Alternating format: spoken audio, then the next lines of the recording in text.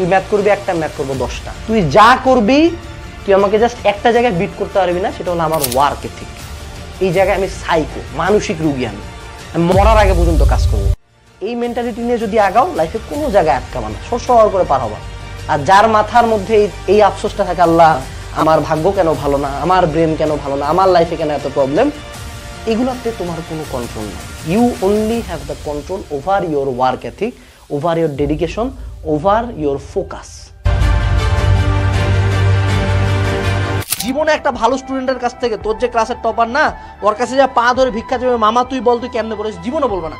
বরঞ্চ যেগুলো তোর ক্ষতি করবো ওগুলা বলবে। কোনো ভালো স্টুডেন্ট, কোনো সফল মানুষ চায় না আরেকজন সফল হোক। সোজা বাংলা কথা বলি, এই দেশ 17 কোটি না, এখন 20 কোটি হয়ে গেছে, ঠিক আছে? 20 কোটির দেশ, এখানে 1% মানুষ সফল। এখানে মনে করো বেকার, লাখ লাখ শিক্ষিত বেকার, গ্র্যাজুয়েট MBA BBA ধারী বেকার, বেকার একদম হাস বেকার, 1 টাকা কামাই নেই। এই জায়গায় কেউ চায় না যে তুমি সফল হও। কেউ অরিজিনাল সিক্রেটটা শেয়ারই করবে না, যে সে কতক্ষণ করছে, কত কষ্ট করছে, কত স্ট্রাগল করছে। ও চাই না তুই ভালো কর। আর লাগে না তো, হবে না। আর টাকা দিয়ে কি করবি? এদের ন্যারেটিভ, টাকা দিয়ে কি করবি? আরে রেজাল্ট দিয়ে কি করবি? আরে হারামজাদা, তোরই তো টাকা আছে, তোরই তো রেজাল্ট আছে, তা আমার হলে তোর সমস্যাটা কোথায়?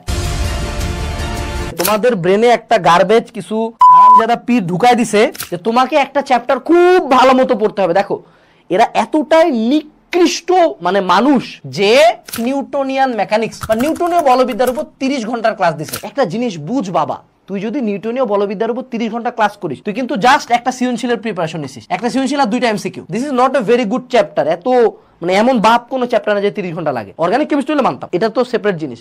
তো তুই যখন এই যে তোদের মাথায় ঢুকাইছে যে একটা চ্যাপ্টারের পুঙ্খানুপুঙ্খ, line by line, word by word, প্রত্যেক প্রতিপাদন, প্রত্যেক ম্যাথ বুঝতে হবে, তখনই মারা, তখনই সিলেবাস শেষ হবে না। কারণ তুমি বুঝো, আমি নিজে তো আমি বোর্ড টপার। আমি যখন প্রথমবার জীবনে ভেক্টর বুঝছিলাম, আমি নদী নৌকার একটা ম্যাথও পারতাম না, তারপরে পারি নাই।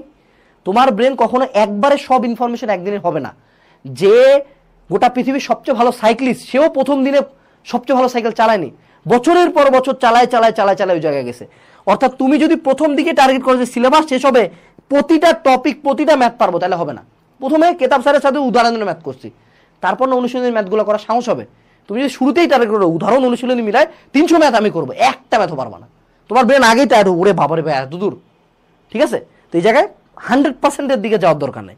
একটা চ্যাপ্টার যদি 60-70ও বুঝছো, 60-70% পারো, ডান, আসসালামু আলাইকুম, ধন্যবাদ, ডান, ওই চ্যাপ্টার ডান। প্রথমে আগে শেষ করো, তারপর আমরা সেকেন্ড টাইম থার্ড টাইম যখন বই শেষ করবো, তখন দেখবা টাক টাক করে জিনিসপাতি মিলতেছে।